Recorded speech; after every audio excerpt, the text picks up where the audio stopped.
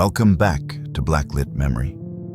Tonight, we descend into 8 encounters that happened far too close to home, each one unfolding while the witness was completely, utterly alone. These stories come from the shadowed ridges and hollows of the Blue Ridge Mountains, where houses breathe on their own and reflections don't always match. Have you ever heard your own laugh echo through the hallway with no one there to answer it, or found bare footprints in fresh frost? When you live alone in this episode, we'll step into houses where the walls whisper your name, mirrors that delay your every move, and lullabies sung by something that doesn't breathe. If you find comfort in the strange and the sacred, make sure to like, subscribe, and share this with someone who's ever watched their front door just a little too long. Tell me in the comments, have you ever been alone and felt otherwise? Now hush the world, light a candle if you must, and now we step where others vanished. It was late October when I agreed to house sit for my Aunt Teresa, just outside Brevard, North Carolina. Nestled in a thinning grove near the Pisgah Forest, she called it a retreat, a generous term for a 2-room cabin built in the 60s, with a porch that creaked in every direction and windows that let in more cold than light. I was 23, fresh out of a breakup and even fresher out of work.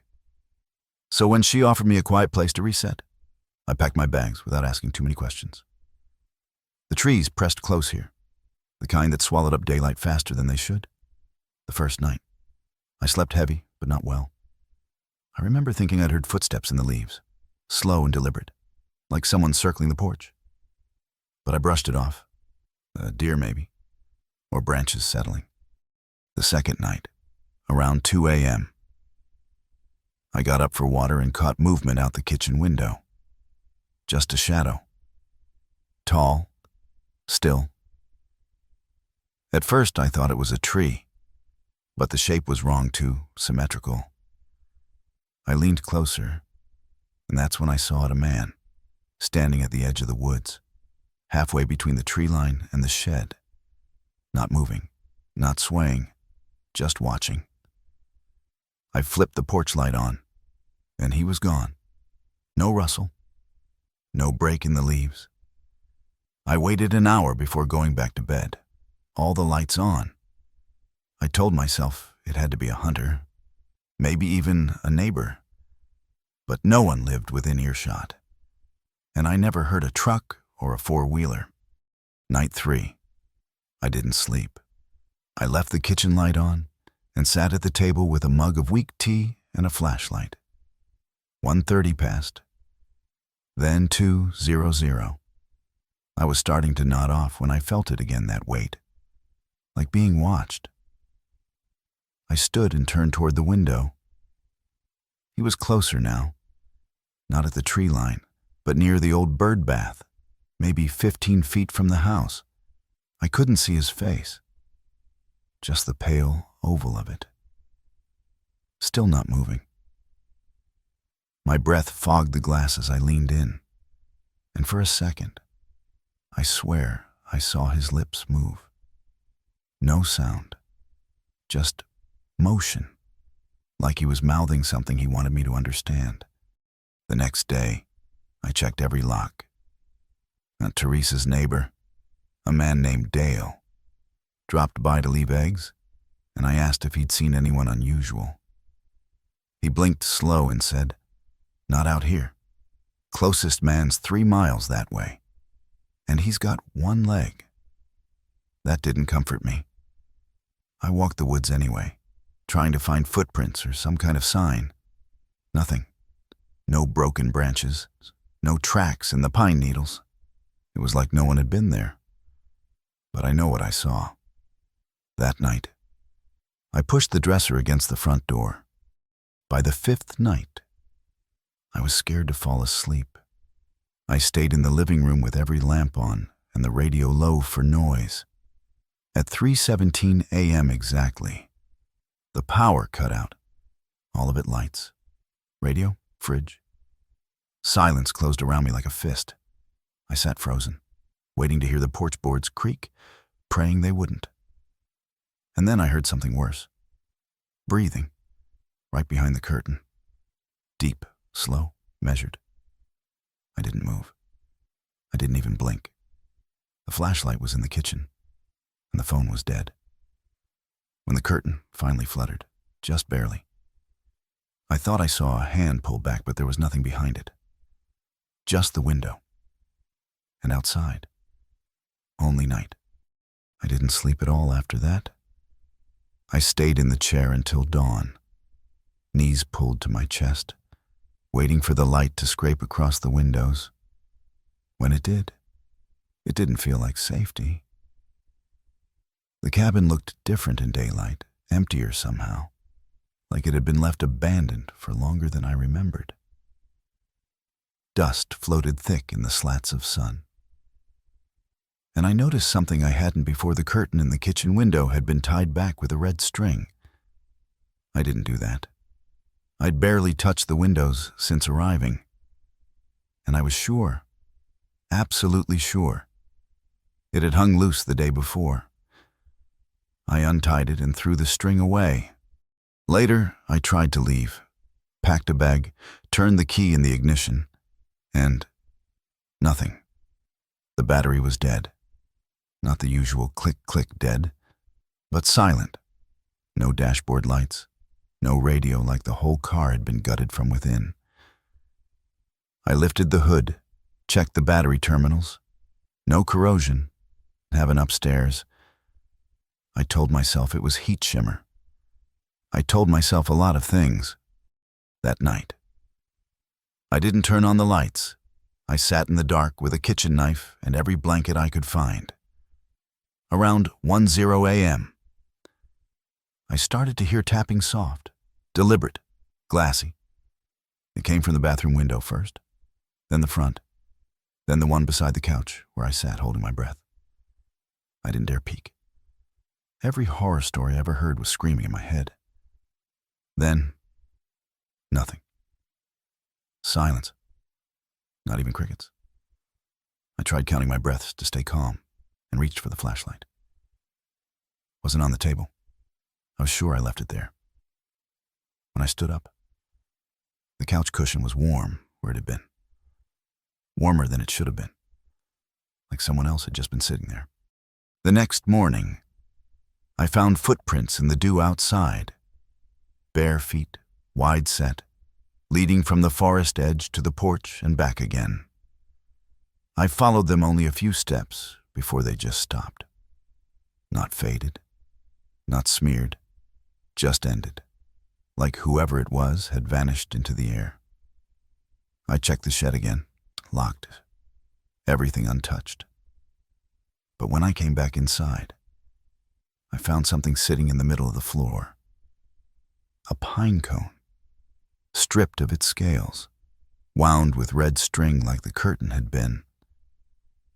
That's when I stopped pretending this was a hunter or a vagrant. Something wanted me to know it was here.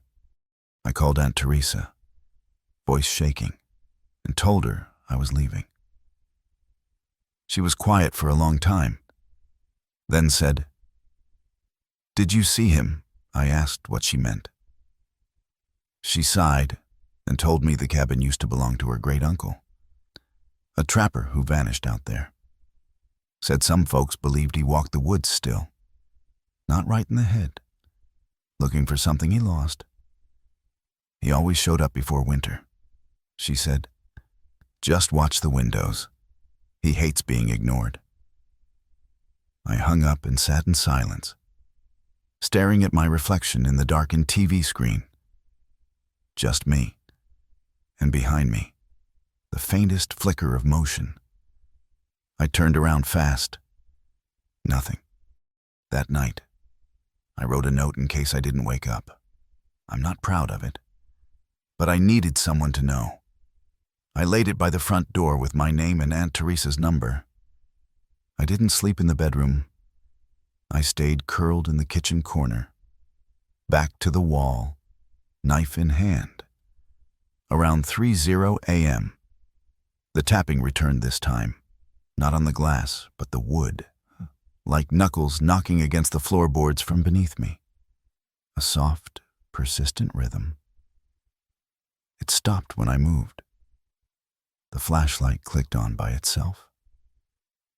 It was lying on the table again.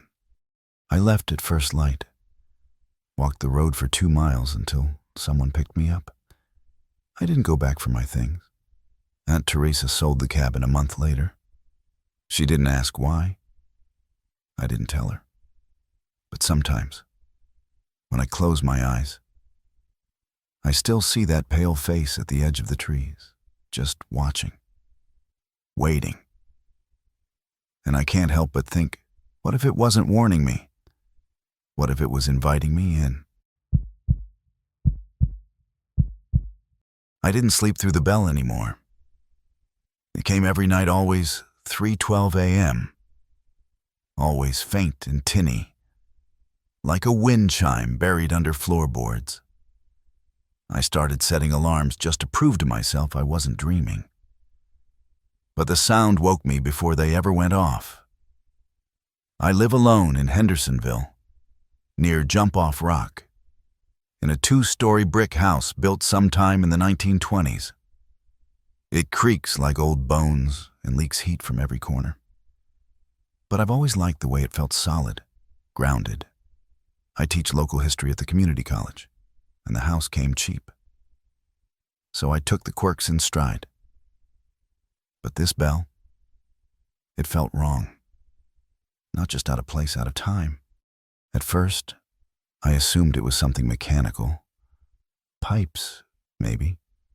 Or a neighbor's motion light triggering some distant wind ornament. I crawled through the crawl space with a flashlight, checked the old furnace, even climbed into the attic one night when the ringing seemed closer than usual. Nothing. Just insulation, a few dead squirrels, and the house's original framing rough-hewn beams that still had bark on them. But every time I pressed my ear to the walls, I thought I could hear something beneath the wood. Not a ringing exactly, but the echo of it. Like the house itself was remembering a sound that had long since stopped. Then came the scratches, tiny marks along the baseboards in the hallway, just outside the guest room I never use. They looked like someone had pressed a key or nail into the wall and dragged it, inch by inch. I tried to scrub them off, but they just got deeper. And one morning, I found a small brass bell on the floor beneath the radiator, cracked clean down the side. The clapper rusted through. I didn't own any bells. I picked it up with a paper towel and tossed it in the outside bin. But the next night, the ringing was louder, closer, like it was in the next room. I started recording the sound. Nothing ever showed up on playback, just silence. Or sometimes static that stretched thin and whined like feedback. But I kept hearing it. My friends told me it was stress. Living alone will do that. They said, your brain fills in the blanks. But it didn't feel imagined. One night, I pressed my palm flat against the hallway wall and felt it hum faint, rhythmic. In time with the bell, I leaned in and whispered, "Stop!"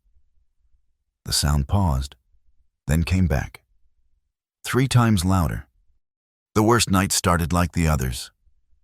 I sat up in bed at 3:12 a.m., heart already racing before I knew why. I listened. No bell, just silence.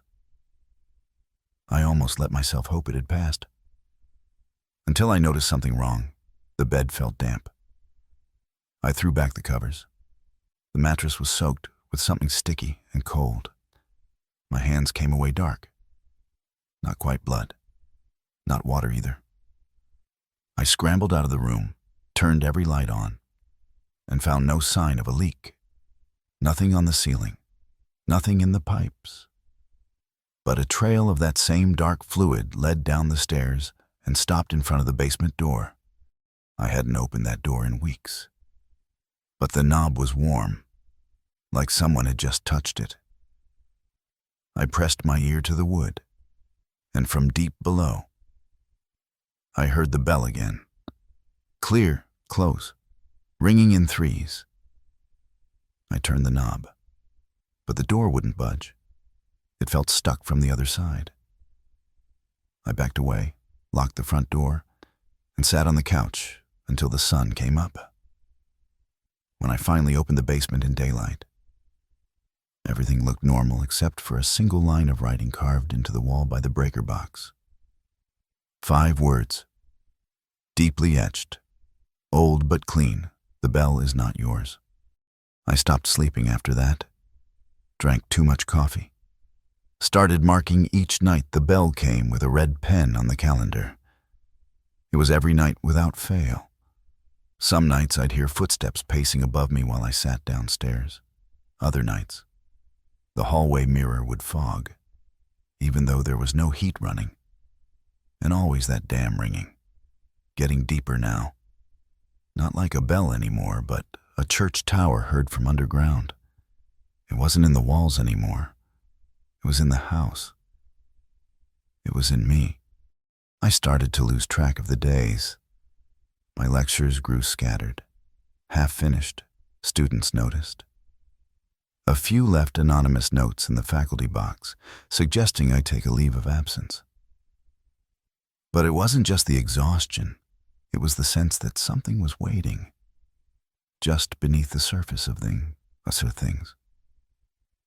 I'd sit at my desk, grading papers, and hear the bell ringing faintly beneath the ink.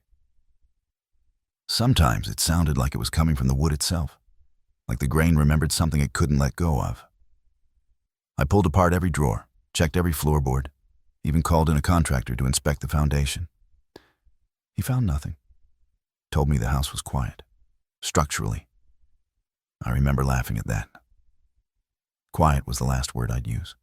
One night, just after the first frost, I awoke to find every cabinet in the kitchen open.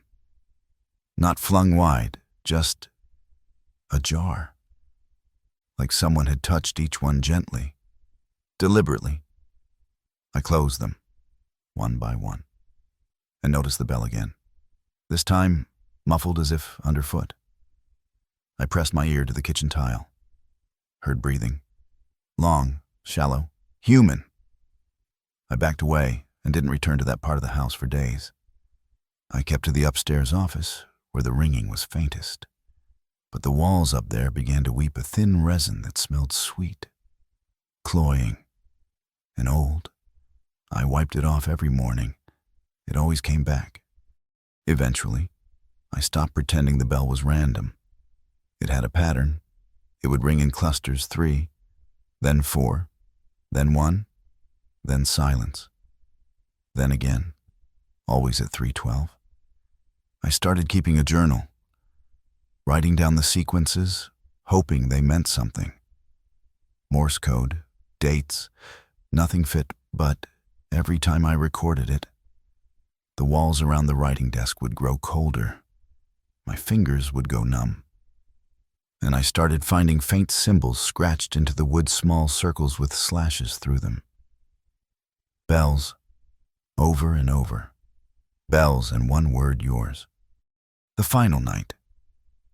I didn't wake to the bell. I woke to my own voice. From the basement. It was speaking softly, like I was reading something aloud. I don't remember going down the stairs. I just remember standing at the bottom, barefoot on the cold concrete, staring at the breaker box. The writing on the wall had changed. It now said, "The bell is yours now." I turned slowly, and sitting in the center of the floor was the cracked brass bell I'd thrown away days earlier. But it was whole again, polished, gleaming, as if it had never been broken. I picked it up. I don't know why. Maybe because I felt like I had to. My fingers wrapped around it, and the metal pulsed warm, like breath. The second I touched it, the sound changed. No longer distant or echoing. It was inside me. My bones rang with it. My teeth vibrated. My vision swam. I dropped the bell and staggered back. But the sound didn't stop. It never stopped. It was like the bell had chosen me, claimed me. And I understood then it wasn't just some old house noise or a haunting. The bell had always been waiting for someone to carry it again. I left Hendersonville the next morning. Packed nothing. Just walked until I could hitch a ride north. I don't teach anymore. I don't live in one place for too long. But every night, no matter where I sleep, at exactly 3:12 a.m., I hear it. Faint, familiar. The ringing. Sometimes it's just outside the window. Sometimes it's behind my teeth, and I know one night it won't stop. The lullabies got louder after the snow fell. At first, they were a soft hum, barely louder than the whir of the baby monitor. I thought it was feedback or static, maybe even interference from the weather tower east of Roan Mountain. But one night, I recognized the melody, an old song my grandmother used to sing. Something in German I never learned the words to. It wasn't a recording. The voice was too real, too close, like someone standing just beyond the nursery door. I crept down the hall in my socks, heart thudding with that half-sick mix of fear and shame. I told myself it had to be the wind through the flue, or a neighbor's TV echoing through the hills. But the nearest neighbor was nearly a mile away. My daughter, Evie, slept through it all. Not a twitch, not a whimper, just a perfect stillness, arms splayed out like she was waiting to be lifted. The first time I looked into the monitor screen and saw a shadow near the crib, I froze. It wasn't a person, not really. Just a shape where there should have been none. A sloped form, too tall, stooped low beside her bed. I rushed in, switched on the light. Nothing there, but the air smelled like iron and cedar. And the baby monitor had gone dead. Not off, not disconnected, just blank. As if something had decided I wasn't allowed to watch. The storm kept us trapped for 3 more days. The power flickered, but never failed. And I stayed glued to the baby monitor every night, holding my breath at 3:00 a.m. The time it always started. That was the hour the lullabies shifted. They weren't melodies anymore, just breath and syllables. Hushed nonsense, like someone trying to soothe a child in a language that never belonged to people. I recorded it, played it back on my phone. Nothing, just static. But when I held the phone near Evie's crib, she started smiling in her sleep, smiling and mouthing something I couldn't quite make out. I watched her lips move and felt ice in my spine. It wasn't baby talk. It was mimicry. The worst moment came the night I bolted upright from a dream I don't remember. The monitor was shrieking static so sharp it sounded like screams. I grabbed the unit and sprinted to the nursery, breath already hitching. Evie was gone. The crib was empty, blankets undisturbed, mobile spinning lazily overhead. I screamed her name, tore through the hallway, through open closets, flipped over furniture. 10 minutes passed, maybe more, and then I heard it. A soft cooing from my bedroom. I ran in and found her lying perfectly still on my side of the bed, eyes open and watching the ceiling. I didn't move for a full minute. I just stood there, staring, trying to understand how she'd gotten there. I checked every door, every lock, all sealed tight. Windows, too. No footprints in the snow. Nothing but a slow dragging trail on the wood floor, like something heavy had been pulled from room to room. That's when I started finding the pine needles, tucked into drawers, inside shoes, pressed under the edge of Evie's blanket. We were a full 30 yards from the tree line. Nothing should have tracked that far inside. But every morning, they were there, green and damp and fresh. And Evie started sleeping deeper, too deep. I could pick her up, change her, rock her, and she wouldn't stir. Her little hands stayed curled tight around nothing. On the 6th night, I heard the voice again. This time, not from the monitor, but from inside the walls. It was whispering, not to me, but about me. She won't stay. She doesn't belong. I pressed my ear to the wall and heard giggling childlike, wet, gurgling. I snapped, took the monitor, smashed it in the sink, cut the power. No more watching, no more waiting. But when I turned to leave the kitchen, the monitor screen flickered back on unplugged, cracked, glowing soft blue. It showed the crib, empty again. Then the screen shifted to a dark view of the forest, as if the lens had been moved outside. Something was walking between the trees. I grabbed Evie and left the monitor humming on the counter. Its screen still locked on that endless sweep of trees. I bundled her in 2 blankets, one of mine and one of hers, and sat in the middle of the living room with every light on. The fireplace was dying, but I didn't move to feed it. I just stared at the front door, half expecting it to open on its own. The wind picked up around midnight, and with it came that awful voice again, this time outside the house. It was louder now, clearer. She belongs here, over and over, like a lullaby turned to threat. Evie shifted in my arms, not crying, but smiling again. That same soft, knowing grin she'd started wearing in her sleep. I whispered her name, and she blinked, eyes wide, glassy, and wrong. I pressed my forehead to hers and whispered, "You're mine, you're mine, you're mine." But even as I said it, I wasn't sure who I was trying to convince. A sudden knock rattled the back door, 3 slow raps, heavy enough to shake the hinges. I didn't move. The knock came again, this time from the side of the house. Then the front, a triangle, surrounding us.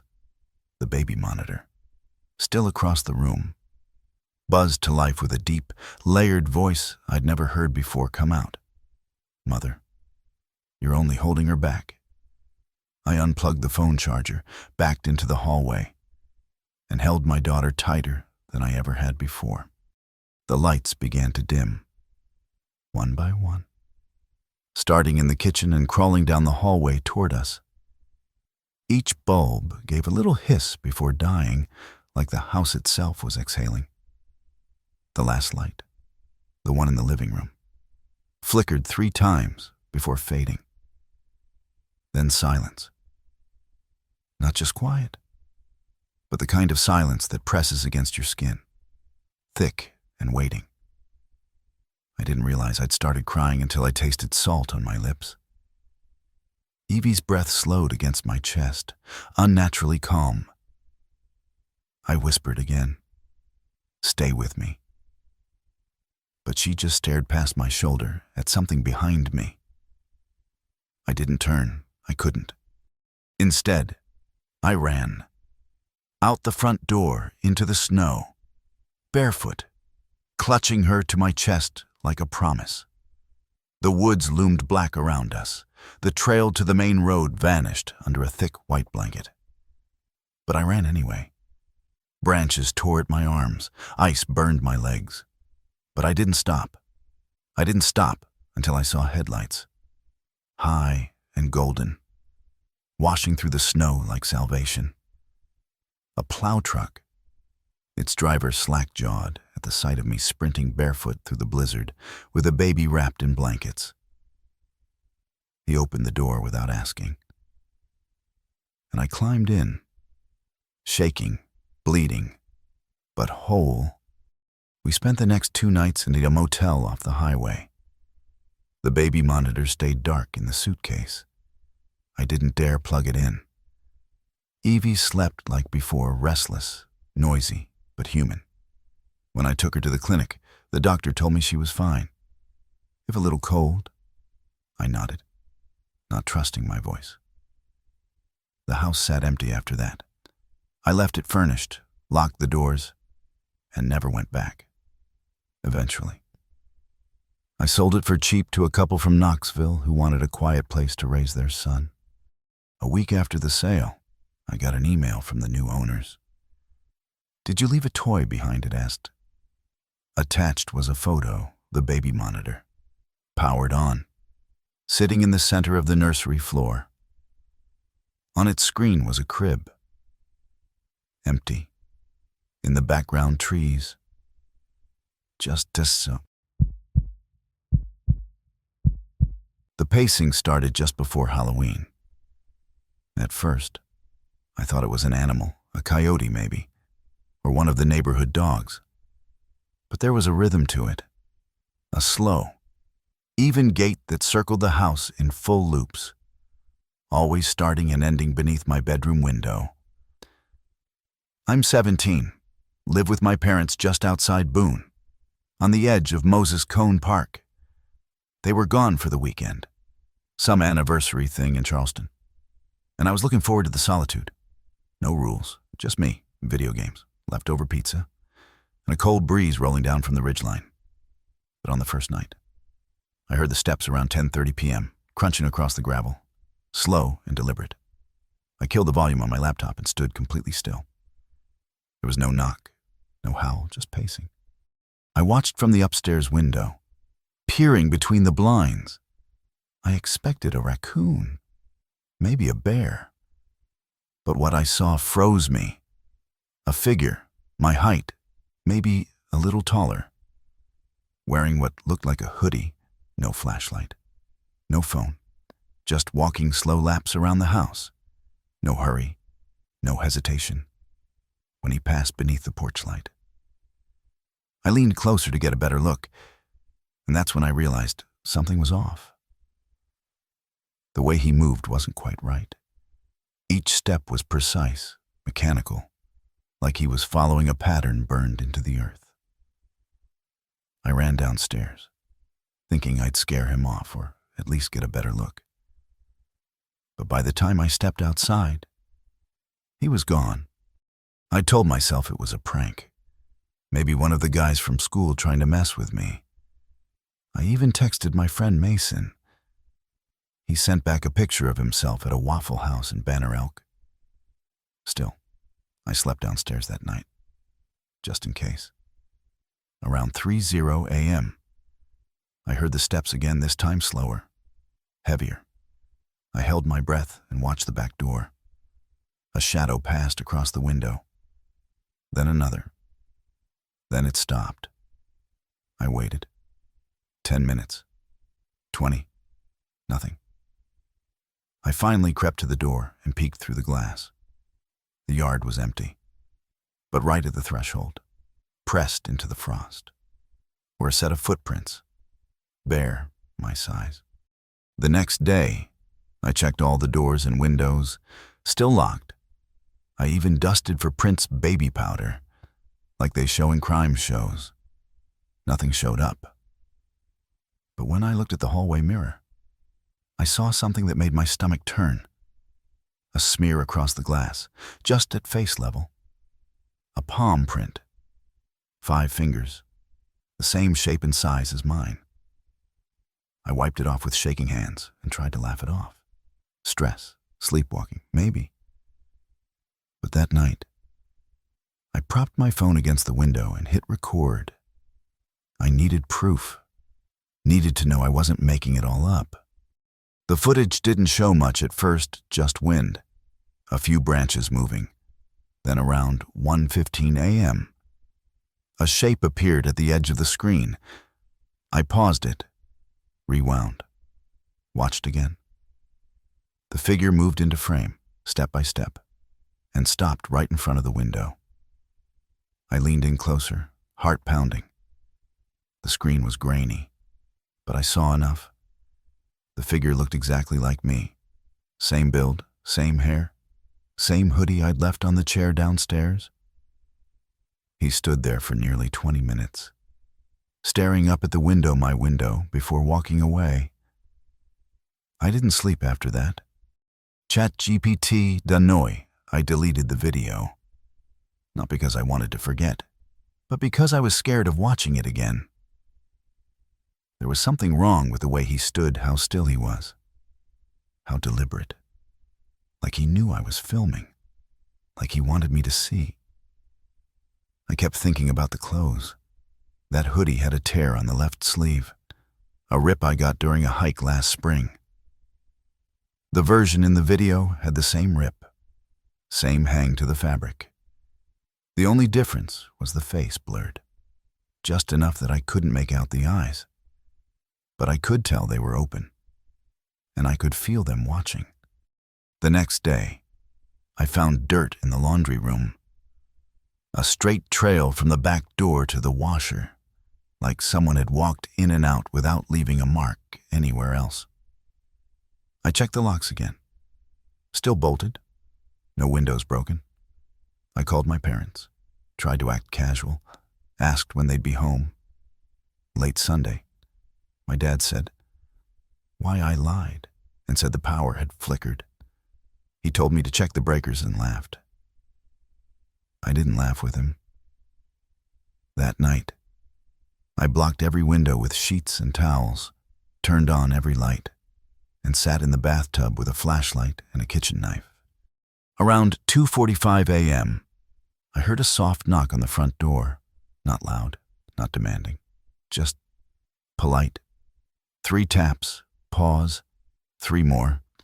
I didn't move. The knock shifted to the side door. Same pattern. Then the back. A slow circuit, just like the footsteps. I held my breath so long, I nearly passed out. When it stopped, I crawled into the hallway and looked through the peephole. Just once. The porch was empty, but something was written on the glass in what looked like condensation. Let me in. The next morning, I found a pair of shoes by the couch mine, but wet with dew. I hadn't worn them in days. Inside the left shoe was a folded scrap of paper.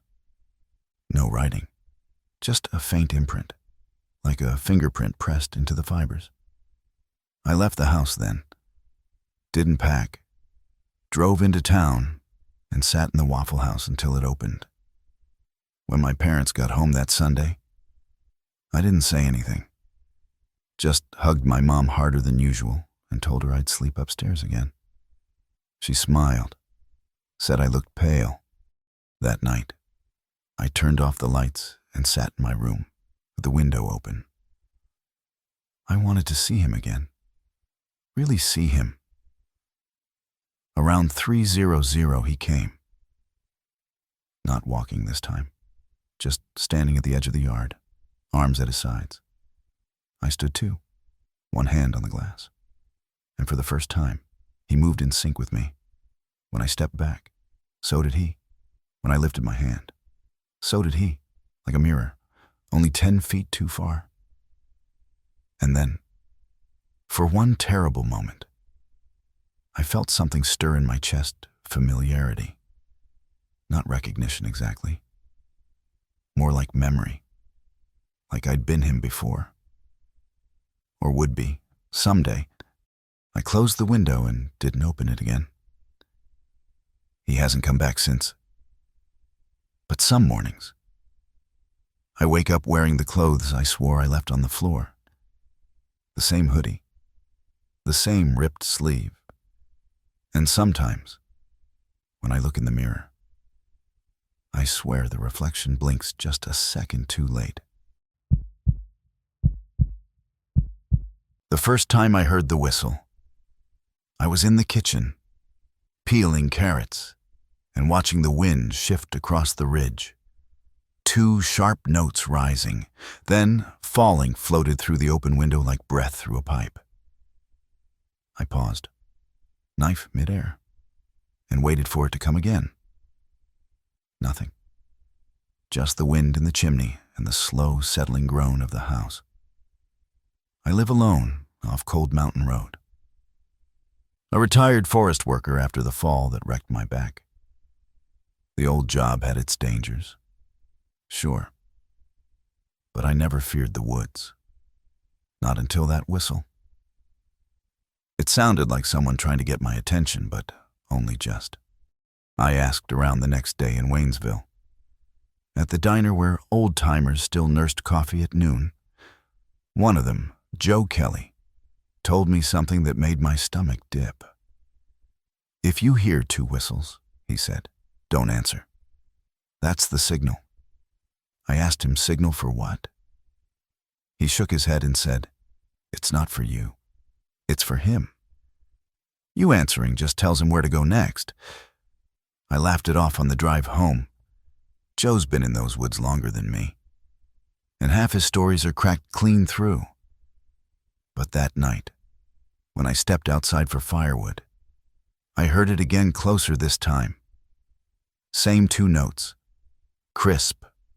Waiting. I didn't whistle back. Didn't speak. Just stood there with an armful of pine, listening to the silence that followed. The trees were still. Too still. Even the owls had gone quiet. I locked the door behind me, shut the curtains tight, and slept with the fireplace poker leaning against the bed. The next morning, I found boot prints in the frost leading up to the cellar door and stopping. No return prints, just one way. I hadn't been down in that cellar in months, not since I stored the old camping gear. I checked the lock, still shut. But something about the footprints didn't sit right. They weren't deep, like someone heavy had made them. They were shallow, too shallow, like whoever left them wasn't fully there. The third whistle came 2 nights later, long after midnight. I was in bed, half asleep, when it came through the wall like it had been blown just outside the window. 2 sharp notes. I held my breath, heart hammering. Then came a knock. Not at the door, from beneath the floorboards. Just one, like someone had rapped on the underside of the house, right beneath my bed. I didn't move, not until dawn. When I finally stepped outside, I found a note stuck to the porch rail. No envelope, just a torn piece of paper in shaky black ink. "You forgot the signal." That's when I started to think maybe this wasn't about the house or me. Exactly. Maybe it was about what I brought back. A few weeks before the whistle started, I'd hiked off trail near Cold Spring Knob, found an old hunter's stash bones, antlers, a few melted cans, and a whistle carved from what looked like bone. I didn't blow it, but I brought it home. Thought it was interesting. I kept it on the mantel, right above the fireplace. That night, I climbed out of bed, limped into the living room, and found the whistle gone. In its place was a set of antlers, short and smooth with a red string tied around the base. I didn't sleep that night, just sat with the poker in my lap, waiting for the 4th whistle. It never came. But around 3:00 a.m., the cellar door creaked open on its own. No wind, no tremor, just a single, drawn-out groan like something stretching after sleep. I didn't go down, just shut it, wedged a chair against the knob, and waited for daylight. Whatever I'd taken, whatever signal I'd missed, it knew me now, knew my rhythms. And it was getting closer. I tried to take the antlers back to where I found them, wrapped them in canvas, drove out past the service roads until the trees grew too thick for my truck, hobbled the rest of the way on foot, my back aching with every step. I found the clearing again be bare earth, blackened rocks, old bones sunk half into the mud. I laid the antlers down, right where the whistle had been, whispered something I hoped sounded like an apology, and turned to leave. But just before I stepped back onto the trail, I heard it again. The whistle. 2 sharp notes, this time not from behind me, but ahead, somewhere deeper in the woods, waiting. I didn't look back, just pushed on, breath fogging, heart pounding. I made it home before dark, but the silence had followed me. No birds, no insects. Even the wind seemed cautious. I checked the cellar, still closed. The chair was gone, but the door remained shut. That night, I locked every window, pulled every curtain, and sat with the poker resting cold across my knees. I watched the shadows on the wall lengthen and bend. Sometime around midnight, the whistle came again. Inside this time, echoing faintly from the vents. I couldn't move. I couldn't even blink. Because I realized it wasn't coming from the cellar anymore. It was coming from the attic that hadn't been opened in years. I'd nailed it shut myself after a raccoon chewed through the insulation. I stood beneath the hatch, eyes fixed on the ceiling, and listened to something shift above me, wood creaking under weight. Then a long drag, like something heavy was being pulled across the boards. I backed away, step by step, until I was against the wall. And then the sound stopped. Not because it was over, but because whatever it was had reached the top of the stairs. I didn't wait to find out what came next. I grabbed my keys and evac bag, limped out into the dark, and drove until the road vanished behind me in the rear view. I didn't care where I went, just somewhere without trees, without snow, without whistles. I slept in the truck for 2 nights outside a gas station in Cherokee before I felt safe enough to check my phone. 2 missed calls from an unknown number. No voicemail, just a text sent at 3:17 a.m. Come back. You heard it. I never did go back. Sold the house to a flipper from Asheville who didn't ask many questions. He gutted it top to bottom, redid the floors, modernized the heating. But one night, about 6 months later, I got another message. This time, a photo. Blurry. Taken from the bottom of a staircase. In the frame, the attic hatch, hanging open, and just barely visible in the corner. A pale hand curled around the edge of the opening, not reaching down, reaching in. I noticed the footprints the morning after a storm rolled in. I'd left my boots by the back door, damp from a late hike along the Blue Ridge near Little Switzerland. When I woke, they were dry, neatly aligned, and just inside the threshold. The trail of muddy prints began there, single file, like someone had walked barefoot across the floor in perfect silence. They didn't stop until they reached my bedroom door. I didn't touch them, just stood there in my socks, stomach sinking, trying to remember if I'd somehow done it myself. But I hadn't. I never walked barefoot, not with the pins in my foot from that fall last spring. And I sure as hell didn't trail mud across my own floor and forget about it. The cabin I'd rented was small, 2 rooms, a stove, and enough isolation to make your ears ring. I'd chosen it for the quiet, needed a place to sort through data for my geology thesis, and maybe clear my head from the weight of everything back home. But from the second night on, I had the distinct sense that I wasn't alone. No footsteps, no creaks. Just the kind of pressure you feel when someone's looking at you through a window. Except there were no neighbors, no parked cars, and no cell signal past the turnoff. Just trees. And now, these impossible tracks. I grabbed a towel, wiped them clean, and told myself I was overtired, stressed, maybe sleepwalking. But the next night, they came again. This time from the opposite direction, from my bedroom to the door. As if whatever had visited had changed its mind halfway through. The pattern was identical barefoot, wet, deliberate, and they didn't match my feet. Too wide at the heel, with toes that seemed longer than they should be. I checked every lock, barricaded the windows with furniture, even propped a broom against the back door so I'd hear if it moved. Around 2:00 a.m., I woke with the distinct feeling that someone was standing on the other side of the wall, not moving, not knocking, just listening. I didn't sleep again after that. The days were tolerable sunlight, bird song, the comforting noise of wind against the roof.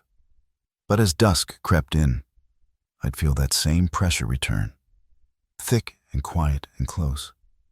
One evening, I hiked the perimeter of the cabin and scattered flour along the porch steps and every window ledge. If someone was sneaking around, I'd catch them. I didn't. But the next morning, I found a single line of reversed footprints in the flour starting at the far edge of the porch and ending at the center of my living room. There were no entry tracks, no gaps, just the same bare feet, appearing in the middle of the cabin, walking slowly toward my bed. I checked my camera traps. Nothing. The motion sensor lights didn't flicker once. I set up a GoPro by the back door that night, aimed low to catch the floor. I slept or tried to on the couch with a flashlight gripped in my palm. At 3:11 a.m., I woke up freezing. The fire had died. The cabin was silent. And then I saw it, my own breath. Hanging in the air, slowly, faintly, I heard the boards creak. One step at a time, coming from behind the closed bedroom door. I didn't move, didn't speak, just watched as the door handle twitched slightly and then settled. In the morning, I played the GoPro footage with shaking hands. For the first 5 hours, there was nothing, just static shadows and the occasional sway of moonlight on the far wall. But around 3:09 a.m., the feed flickered once, and the timestamp jumped. When it resumed, something had changed. The cabin looked rearranged. My backpack, which I knew had been zipped and leaning against the door, was now halfway open. Its contents spilled across the floor. The footage showed no movement, no figure, no hand, just the objects shifting between one frame and the next. Then, at exactly 3:11, the door creaked open on its own wide, slow, until only blackness stared back from within the frame. I paused the footage and stared at the final image, the open bedroom door. Empty, but brimming with something I couldn't name. Dread. Maybe. Or expectation. I shut the laptop and packed up immediately. I told myself I was done one last look around the place before I headed out. That's when I saw it. On the mirror above the sink, written faintly in condensation, were the words, "You came back wrong." The mirror hadn't fogged in days. I hadn't used hot water since the storm knocked out the heater. The message could only mean one thing. Someone, or something, had been inside. While I slept. While I watched. I drove down the mountain like the devil was on my bumper. Didn't stop until I reached a gas station with service. Called my advisor. Told him I'd gotten sick, needed more time to recover, maybe even leave the project altogether. He sounded annoyed, but didn't argue. That night, at a cheap motel in Marion, I took a shower for the first time in days. As I stood there under the spray, I noticed something on my left foot, a faint print, like a muddy smudge pressed into my skin. Only it wasn't mine. It was backwards, like something had stepped on me while I was still, marking me in reverse. Over the next few days, strange things followed me. Lights flickered where they shouldn't. My reflection lagged a half-second behind when I brushed my teeth. Once, I caught sight of myself in a store window and swore I wasn't blinking. My movements felt borrowed. Not unnatural exactly, just unfamiliar. Like I was relearning how to move through space. I began avoiding mirrors, started talking to myself in low whispers, just to hear the sound of my own voice, to prove it still belonged to me. Weeks later, I got a package. No return address. Inside was a single Polaroid photo, slightly curled at the edges. It showed the cabin, taken from the woods. In the window, barely visible, was a shape. My shape, but wrong shoulders too wide, head tilted like it had never learned how to hold it properly. And on the back, written in what looked like charcoal, "You left, but it stayed." I keep the photo in a locked drawer now, not because I want to forget, but because sometimes, late at night, I still feel those same wet footprints appear behind me, one at a time. It was supposed to be an easy job, 3 days of cat sitting for a professor who lived in a creaky old Victorian on the edge of Asheville's Montford district. I was a freshman at UNCA, broke, and desperate for anything that paid more than minimum wage. She left me a thick binder of instructions, half of which were about the cat's feeding schedule and the other half about which windows must stay locked at night. I laughed when I read that part, thinking it was about break-ins. The house was beautiful, though 3 floors, antique everything, high ceilings that made the air feel taller. But the attic was strange from the beginning. It had a smell I couldn't place, like dust and old water, and the mirror in the far corner gave me the creeps. Something about the way it reflected light. Or maybe how it didn't. The cat, Julius, avoided the attic completely. Wouldn't even glance toward the stairs. I should have taken the hint. The first time I really noticed the mirror. I was cleaning out the professor's requested mail pile and passed by the open attic door. The light caught it just right, and I saw myself staring back, but I wasn't moving. Not in the same rhythm I was. I tilted my head right, and the reflection hesitated. Only a second, but enough to send cold through my arms. I closed the attic door after that. Didn't even go up to dust. But the next morning, it was open again. Not just unlocked, but wide open. And the mirror inside was covered with a sheer white sheet I hadn't noticed before.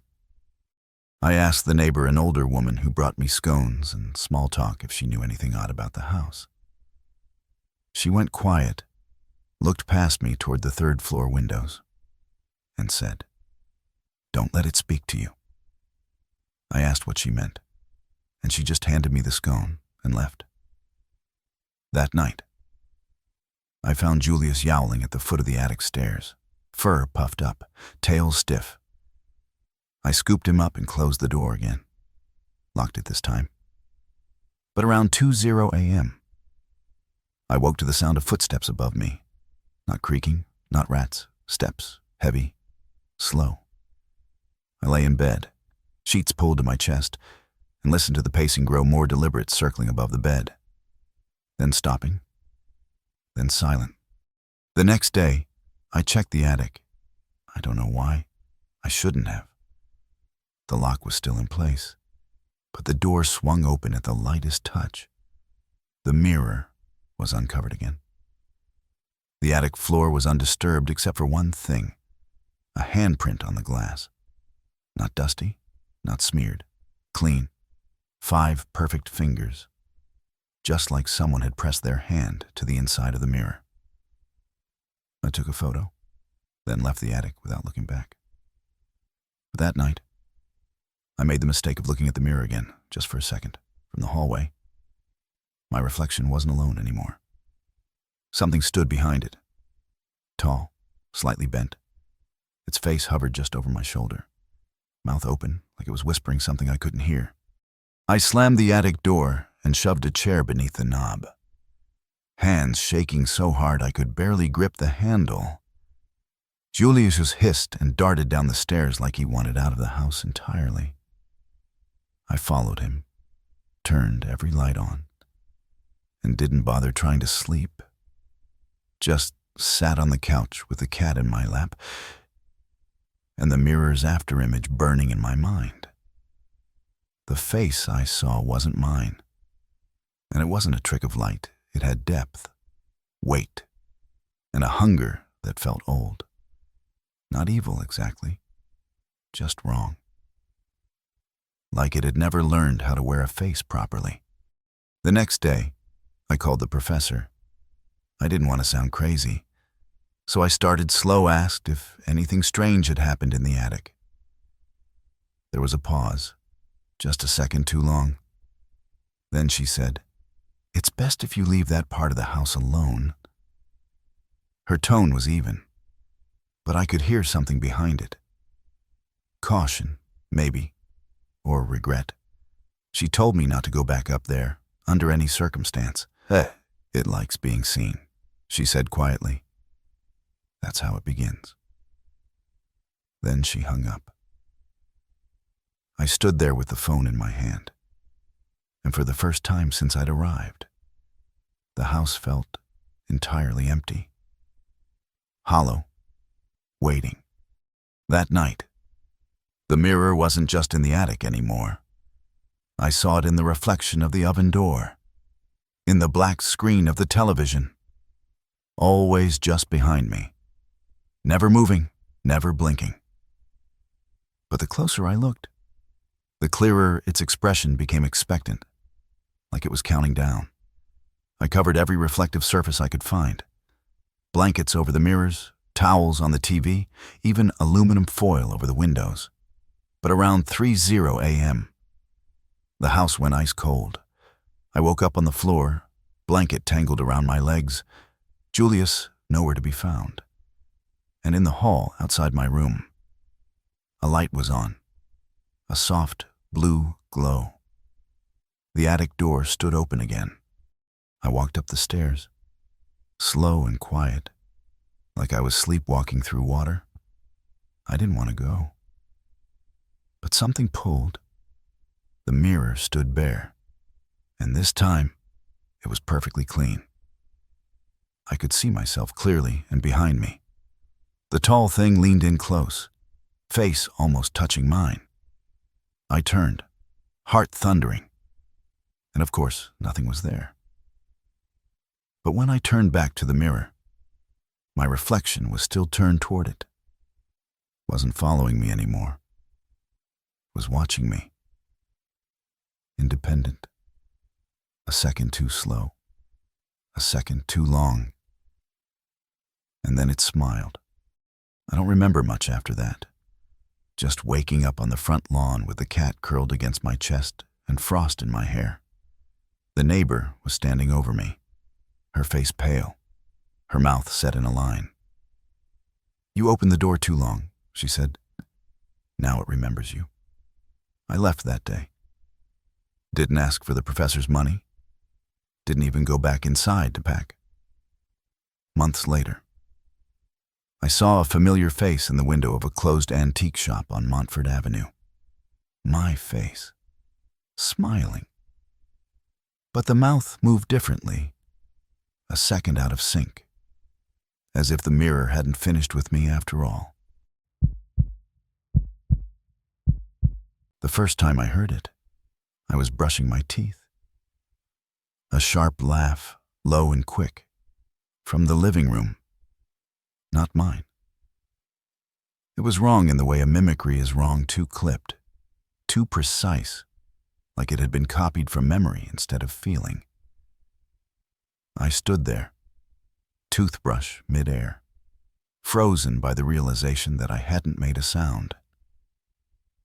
I live alone in a short-term rental near Black Mountain, one of those creaky valley homes that seems to breathe with the cold. I'm here to work burned out, on leave, trying to convince myself I'm still good at what I do. The silence has been welcome. Until now. Until the laugh. I searched the house with the bathroom door still swinging behind me. Nothing. No open windows, no shadows in the hallway, no evidence of anything disturbed except for a glass on the counter that had been moved exactly 2 inches to the left. I hadn't touched it since the night before. I measured again with a finger-width gap. Definitely moved. I told myself it was settling, that I was tired. But I started locking the bedroom door after that, just in case. I even wedged a chair beneath the knob, like a movie character who knows the killer's already inside. The next few days passed quietly, but I started noticing small changes. The fridge would hum in strange pulses, 3 short, 1 long, like it was trying to say something. My toothbrush was damp in the morning before I'd used it. Not wet, damp. The shower curtain would be pulled back when I left it closed. And once, I woke up to find the closet door cracked open, when I know I had shut it the night before. Just a sliver of darkness showing through, enough to let me imagine too much. I started checking everything, double-checking, and still. Things shifted. Then came the voice. I was on a video call with my therapist just to check in. Routine. I had headphones in. But midway through a sentence, she stopped and said, "Who's that with you?" I blinked. No one. I said, "I'm alone." She frowned. "I just heard someone laugh. Sounded like you, but lower." I ended the call early, checked the locks again, slept with the lights on. The next morning, I found my laptop open. A single document on the screen, blank except for 1 line. Let me finish the sentence. I started recording my sleep after that. Left a mic running beside the bed the first night. It captured normal sounds, breathing, the occasional shift of sheets. But on the 3rd night, I caught something else. A soft rustling, like paper being shuffled. Then a voice, barely audible, whispering my own name. It said it like a question, like it wasn't sure. Then it laughed. A perfect match to mine, but without warmth. I didn't listen to the rest. I couldn't. Just deleted the file and left the recorder in the drawer. The last night, I woke around 3:00 a.m. to a low thump in the hallway. I stayed in bed, covers over my chest, heart pounding like I'd been running. Another thump. Closer. Something was dragging along the floor. Not fast, not random, just steady. I held my breath and reached slowly for the flashlight. And then I heard the door creak, not the knob turning, not forced, just opening. Quietly. I flicked the light on, and there, standing in the doorway, was me, my face, my clothes. But the eyes were flat, and the smile was too wide. We stared at each other for what felt like a full minute, me, clutching the flashlight like a lifeline, and the thing in the doorway wearing my skin like it had just stepped out of a memory. It didn't speak, didn't move, just stood there with that same slack smile, head tilted slightly, like it was waiting for me to catch up. Then it stepped back into the hallway, not walking exactly, gliding, as if it didn't need legs at all. I didn't follow. I couldn't. My body refused to move. I sat there until sunrise, until the light came through the blinds and broke the spell.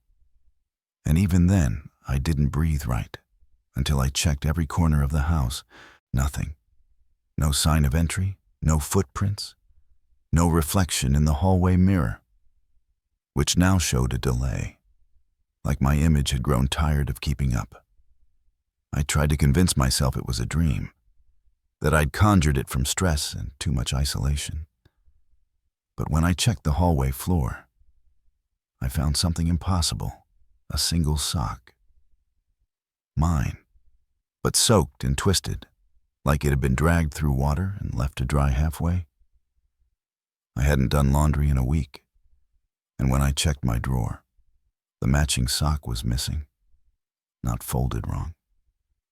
Gone, like something had borrowed it for a while. I left that afternoon. Didn't clean up, didn't pack. I got in the car, drove to a friend's place in Mars Hill, and didn't go back. I told the rental company the place felt off, that I wasn't well.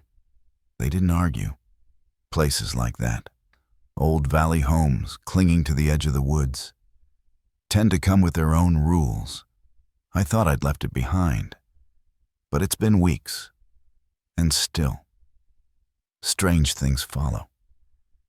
My reflection flickers sometimes. My voice on recordings plays back a little too low. Once, I caught myself on a live stream. I didn't start sitting at a desk in that same rental. Smiling, I filed a report with the platform.